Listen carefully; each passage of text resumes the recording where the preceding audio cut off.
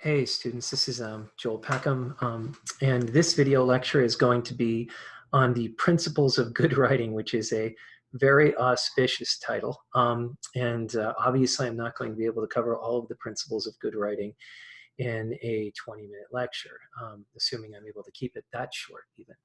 But I want you thinking today about one basic principle that combines all of them, and that is that at the basis of all good writing is that the fundamental need to pay attention to your world, and that requirement is essential for all genres. It crosses genres, and in fact, even though we are taking a look at three separate genres in this class, I want you to not worry about genre as much as possible, and to really continually go back to these basic principles of good writing, and understanding that what makes for good writing in fiction and nonfiction and poetry are essentially the same elements. And you don't get a special grace. You don't get to get away with something in poetry that you don't get to get away with in fiction or creative nonfiction. Good writing is good writing. So I want to start by looking at 15 general things that I want you to keep in mind. And so I'm going to open up share screen here and show you a couple of things that I have in mind. And then we're going to take a look at a poem where I think most of these things are achieved at a very high level. I'm going to go through these fairly quickly, commenting on them as I go.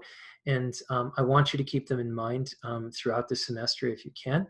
And at the end of this, I'm going to suggest a writing prompt for you that can be part of your class journal if you like.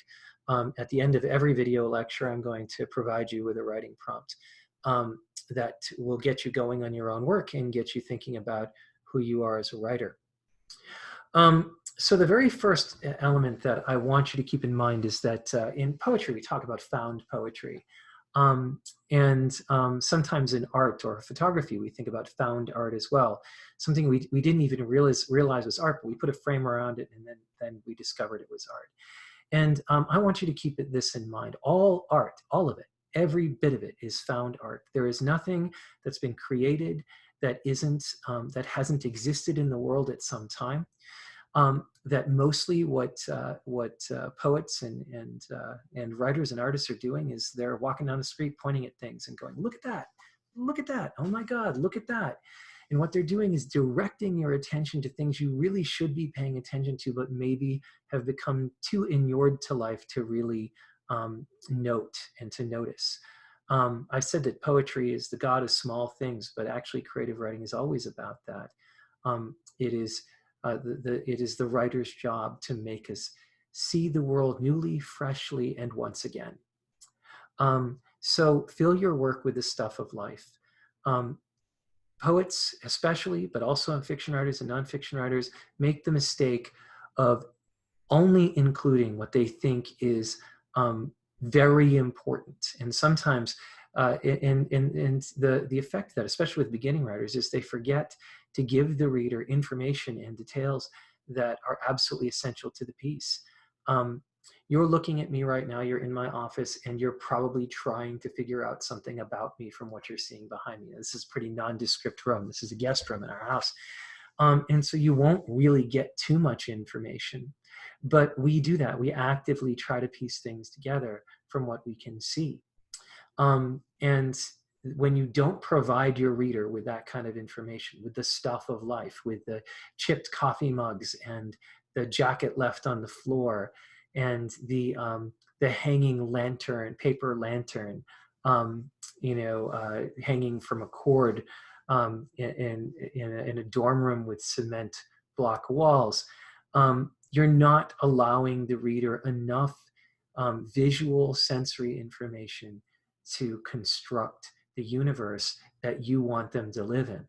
So fill your work up. You can edit later, but especially on first drafts, just get the stuff of actual life in there. 2, that means you must train yourself to pay attention in an active manner that engages your imagination and exercises your capacity for empathy. We spend so much of our time trying to get from one place to another. And I don't think there's much good. I hate talking about the good things about the pandemic. There's no good thing about the pandemic, except that it is forcing us to slow down a bit. Um, and maybe pay attention to things that we wouldn't normally. But the difference between an artist and your average person, I've always talked about it this way. We all driven by an accident, and I was in a horrible accident at one point in my life. And so I know something about what it means to be one of the people in the car you're driving past. And you drive past that car and everybody slows down and everybody looks. Maybe somebody takes a selfie or a picture of it as they go while they're driving, which they shouldn't be doing. But that's probably the only way they'll record it. Otherwise, they just slow down, they get past it, they move on with their lives, and they don't think about it. A creative writer looks at the car, pays attention to it, figures out what kind of car it is, looks at the various details, maybe notices a sippy cup lying next to the car, which automatically raises the tension and the tragedy level of the situation. And then they start to construct in their minds who these people were and who was in it and who's on the stretcher going into the back of the ambulance and what their lives might be like. Writers are like people watchers in the mall on steroids. They are always investing their imagination and their capacity for empathy and projecting themselves into the situations that they're looking at. They slow down, they pay attention. Every moment matters to a writer, and you have to train yourself to see the world that way if you haven't been looking at it that way thus far. Radical juxtaposition. This is a term of my own. It fills in for a lot of things like simile, metaphor, and symbol. But it is the magic that happens when you put two things together. If I used to have a cardboard box that I would give my students, and I'd label the box, and I'd put something like a cell phone into the box, and the box would be labeled different things. And that's kind of context as well. That helps us. It's context that helps us to understand. So if I put this in a box labeled America, then you'd be taking a look at this cell phone and looking at its value or what it means in relationship to what it says about our culture and our society. If I put it into human psychology, you'd be looking through my cell phone and trying to figure out what this tells about me and what it tells us about people in general. So depending on what context box we put it in, it means something differently. But there's also this magic that happens when you just put one thing next to another thing. A pair of glasses on someone is not very meaningful. But there's a very famous poet who jumped out of a window and he put his glasses on the windowsill before jumping out the window. He didn't wear them on the way down. And that's a symbolic act. And it's the image of the glasses on the windowsill within the context of the action that he made. Those things start to create tension in between them, so that one thing placed to another thing, one word placed to another word, magically creates this third thing. If you think of the Beatles' harmonies, one voice, another voice, another voice, and all of a sudden, magically, this third thing starts to happen. And that is the thing in the thing, which is inherent to all art. Music can lead you to insight. Insight rarely leads you to music. And that takes some breaking down. When we talk about Richard Hugo's Triggering Town and about poetry later on in the semester, we'll talk about this more. But for right now, what I would tell you is let the words lead you a little bit. Let your images lead you a little bit. Start with something small and work big. When you start with big ideas, like you set out to write a love poem, things aren't going to go well if you set out to do that, because you'll be trying to write about love and not about the beloved. And even when you try to write about the beloved, the reason so many pickup lines are terrible, all pickup lines are bad, it's because they're impersonal. It's because they're not tailored to the person you're talking to. It's a line that you got from someone else. It's supposed to work with any kind of person, and they don't work. They're awful. In writing, especially a love poem, you start with something very, very small that's very, very, very idiosyncratic and specific to that person. And then you move from there. So start with the image, start with the action, start with the sound even, start with a word, and go to the next image, sound, action, and word, and build from there, small to large, not large to small. Ideas emerge from experience and are processed through the senses. Again, avoid large abstract things. Start with what you can touch, taste, smell, hear, etc. 6, only connect and seek out connections. That's what we mean by flow. We talk a lot about flow in 101 when I put students in workshop groups. They say, I really liked how this flows. And it's actually a nice thing to notice. What you're noticing is the connections the person's making between sentences. Sometimes these are sound connections. Sometimes these are image connections. Sometimes these are logic connections. But flow is that feeling you get when everything seems to connect. And that's one of the things that art is always reminding us about, is how connected everything is and how connected by extension we are. That's why art is so important to the moment like now when we're also isolated and separated. Yes, we were all isolated and separated, but we are all experiencing the same thing in different ways. And this speaks to our common humanity. And we want to look for those connections. And in art, you're always looking for those connections, how one word at the beginning of something connects to the very last word in the piece, and this chain of connections that moves all the way through the piece. And that is part of the structure and the fabric, the connective fabric of art and of life. Art also, though, requires tension and energy created by opposition. So you want to be alert to differences and conflict, especially in fiction. But if there's no tension, there's no art. If it's just all very pretty and lovely, there's nothing. There's no fractures. There's no instability. There's no power. And it's those tensions. It's that force that brings something to a piece. And we're going to look at that in just a second in a poem. Art is about what it means to be human. I say this all the time. So pay attention to humans and what drives them, especially human motivation. And this means yours and it means that of others. And recognize that it's complex. I would always say the two main drives you want to pay attention to are desire and fear. Freud has made a lot about desire, but not all desires are sexual. He sort of goes into crazy territory at times with his assumptions about what drive us. But there are reasons we get out of bed. There's a reason why we do the things we do, and they're incredibly complex, and pay attention to them.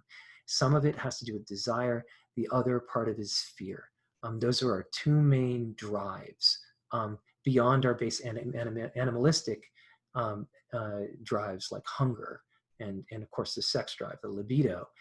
There are strong emotional and psychological drives, and there's strong emotional and psychological fears. You want to pay attention to what those are and assume every character has them and that they are complicated. Art acknowledges the complexity of human emotion and experience, so art is incompatible with propaganda in easy explanations, solutions, and conclusions. That means good art is rarely misogynistic, racist, homophobic, and if it is good in any way, it is good in spite of those facts, not because of it. You will encounter very little good art that, sorry, a little frog in my throat. Very little good art that is guilty of those impulses, because those impulses turn people into cartoons and easily compartmentalize them. Art does not easily compartmentalize. Okay, language is magic. Every phrase is a spell. Be alert to the associative possibilities of the language. Realize that every word you use contains all of the associative possibilities of that word. So, and that meaning only happens in context. So those words contain all the layers of context that they associate with. Language is a really funny thing. It's a slippery connection between what we say and what we mean. That's why we get in arguments and fights. And when we get in arguments and fights, we just shout louder and louder. And not because the person doesn't hear us, but because they don't understand us. And somehow we think by getting louder, they'll understand us better. And it doesn't work that way, but that's a very human thing to do. But words are so easily misunderstood and so slippery. That's both their frustration and their power. And words change over time and in context. A simple word like hi could mean a level. It could mean a greeting. It could mean that you have had some interesting, you've ingested some interesting substances. That word, and of course those are different spellings, but even a different spelling of a word contains all of the associated sound meanings that it connects to. It also it contains the entire history of the usage of the word. So especially slurs like queer, their meaning changes over time. This is something very much to keep in mind. So much of what we think is art is really careful and clever selection, arrangement, and framing. So select carefully, arrange thoughtfully, and think about what gets left in and out of the frame. By the way, not during the drafting process. During the drafting process, just get everything on the page, everything you can think of, all the stuff of life, everything, and then try to winnow. Go from overwriting and then working it down. Chisel, that's your chunk of marble, and you want to chisel it down. But there are a lot of structural things you want to be thinking about as you get into that revision process. Every once in a while, you'll write something, you'll just start it and you'll finish it and you'll go, wow, that just happened. And it's good. It doesn't require a lot of work, but that is rare. A working writer, a practicing writer writes, and edits, and then reshapes and reforms and takes things from here and moves them back to other places. Learning, but if you think about art like photography, right now I'm staring at myself in a little frame here, and I'm trying not to lean forward too much, like my mother will do this, and when we're talking on Skype or on Zoom, and she'll get in really close and I'll only see the bottom of her face.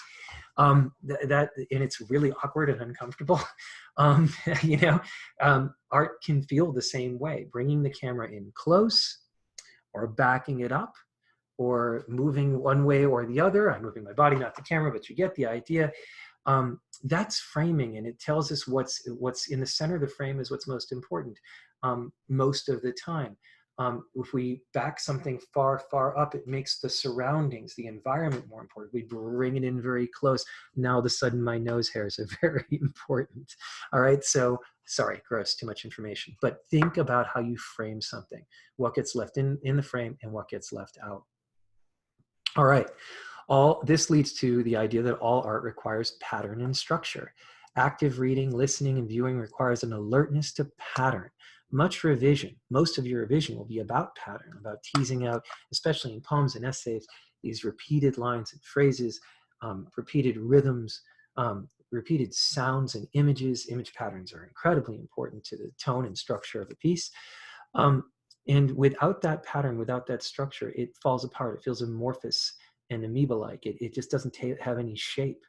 And without shape, it has no borders. And without borders, we don't know how to look at it or how to read it or what the context is. So we do need to be paying attention to rhythm and pattern in a work. And we'll address that more later. The creative process equals stealing, which means you need to read voraciously, listen carefully, and learn to be a discerning and subtle thief.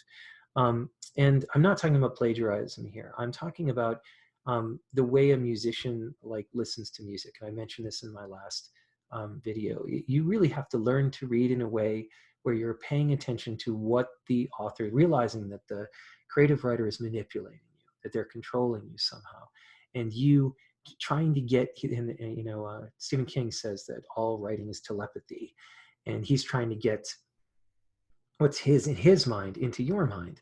And that's a great act of manipulation. And you have to be alert as a reader now, as a writer, a reading writer, a writing reader, to how a writer does that. And that's the way you want to be paying attention now. Not to what a thing is about so much, but what it's doing to you and how it's doing it. You can't be a good writer unless you're a good listener. So practice active silence, active listening, and read. 13 is very connected to 14, obviously. And 15, there's always an underlying question. If you don't know what your piece is about, figure out what question it's trying to answer. There's always one there. Try to find it, and half of your revision process is simplified for you. Of course, I'll tell you, most pieces have more than one question that they're trying to answer. That's what art is. Art does not make a single argument. It makes many arguments.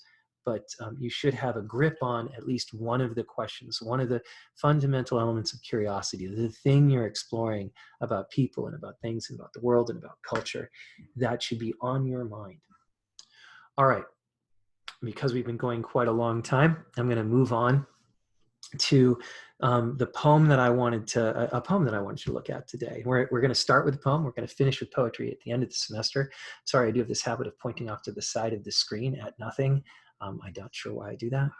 But this is a poem by Yusef Kamanyaka called My Father's Love Letters. It's one of my favorite poems. Um, and it contains so many of the things I'm talking about in terms of good writing. And I'm not going to go through it in ad nauseum. But the main things I want you to pay attention to here are patterns, the stuff of life, and tension, and energy, and taking a look at how all of these things are very much present in this poem. And we'll go back to this later in the semester when we talk about poetry, or the term, since it's a summer class. My father's love letters. On Friday, he'd open a can of Jack's after coming home from the mill and ask me to write a letter to my mother, who sent postcards of desert flowers taller than men. He would beg, promising to never beat her again. Somehow I was happy she had gone, and sometimes wanted to slip in a reminder how Mary Lou Williams' polka dots and moonbeams never made the swelling go down. His carpenter's apron always bulged with old nails, a claw hammer looped at his side, and extension cords coiled around his feet. Words rolled from under the pressure of my ballpoint: love, baby, honey, please. We sat in the quiet brutality of voltage meters and pipe threaders, lost between sentences. The gleam of a 5-pound wedge on the concrete floor pulled a sunset through the doorway of his tool shed. I wondered if she laughed and held them over a gas burner. My father could only sign his name, but he'd look at blueprints and say how many bricks formed each wall. This man, who stole roses and hyacinth for his yard, would stand there with eyes closed and fists balled, laboring over a simple word, almost redeemed by what he tried to say. I love this. All right, there's so many things that are going on that are fantastic here. Clearly, this is a writer who's paying attention. He's paying attention to his father. He's paying attention to his, I mean, this is a character development, and you could teach an entire class just on developing a character through this poem. There's also a great deal of narrative situational tension. So if you look at the situation, the father's wife has left him because he's beaten her. And now because he's illiterate, he's making the son write the letter to try to make the mother come home, which of course is incredibly unfair to the child because the child is so complicated. The child both wants the mother to come home because he misses her, probably has some resentment that she left, but finally is caught up in his own desire to have his mother come home. So he's put his child in an impossible moral situation that speaks to all of his, that puts him right in the center of all of these conflicting desires. So you see all of these oppositional forces happening in the desires and fears of the child and the desires of the father, all interacting here. And it's incredibly complex. But what I'd like to pay most attention to here are not all of these themes, or even the situation or the tension, but the stuff of life and how this poem is constructed over just the objects that are in this shed. I love this moment. His carpenter's apron always bulged with old nails, a claw hammer looped at his side, and extension cords coiled around his feet. Just that moment. If you get nothing else but that moment from this poem, in paying attention to it, what we've just done, what Kamanyaka's just done, is constructed an entire character out of just the things that he carried, he's carrying and that are surrounding him. There's a great book by Tim O'Brien called The Things They Carried, which in the first chapter talks about all the things these young men are carrying with them in their knapsacks off to war. And each one of these things tells us something about these men. And what is these objects that surround the father, the can of beer, his penchant and his love of flowers, that he steals from someone else's yard. But also, it's not just a hammer. For example, he's got old nails, a claw hammer. These things create a sense of the difficulties and harshness of his life. If I asked every one of you to imagine what a hammer was, you'd all imagine a claw hammer, most likely, unless you worked on a railroad, had a big mallet. You'd imagine a hammer. A claw hammer is just a regular hammer that has the little forked ends at the back. So why not just say hammer? Well, claw hammer carries the tone and the tension of the piece. I love that the extension cords are coiled around his feet as if he's trapped, but extension cords are just around him. And so he's constructing, now he's got metaphors and tone and an image pattern constructed just out of the stuff in the room. He didn't pull them from strange places. He didn't say that my father was always surrounded by demons. No, you've got extension coils curled around his feet, and that gets us close enough to the serpent, you know? And that is incredible. He also uses his father's own language, and baby, honey, please. I could go on and on and on and on. And we will talk about this poem again, or at least I will talk to you about it. But again, pay attention to just the stuff in this poem, the objects through which this man and this child are constructed. And that is what I'm talking about when I say that you need the stuff of life in your poem. Everything else is just arrangement. Get the stuff in there, and then we'll arrange it. And you'll start realizing as well that the words we use for these things are fraught with associations and loaded with potential. And that's when it starts to get fun. You start to recognize the magic of a 5-pound wedge in a concrete floor, gleaming with sunlight. That's pretty specific writing. That is a camera that's really up in close. But learning when to get in that close and when to back away, learning what to focus on in the frame, these are all things that we will continue to do. From now on, these will be a little bit shorter. They'll be more focused on very specific elements. I tried to cover 15 today, and that's, of course, impossible. But it gives you an overview to work with that we will be continuing to go back to. Of course, things will be getting added to the list as well as we move forward this semester. I hope this was instructive to you. I'm going to turn off the share so you can see me staring at you a little bit, for better or for worse. You know, by the end of the semester, since I can't go to a barber, I expect that I will have long hair. But right now I'm stuck in a permanent Conan O'Brien, so you can laugh at that for the rest of the semester. I hope you are well. I hope you are safe. And I'm going to sign off every one of these for a while with wash your hands. All right. Talk to you soon. Take it easy. Thank you very, very much.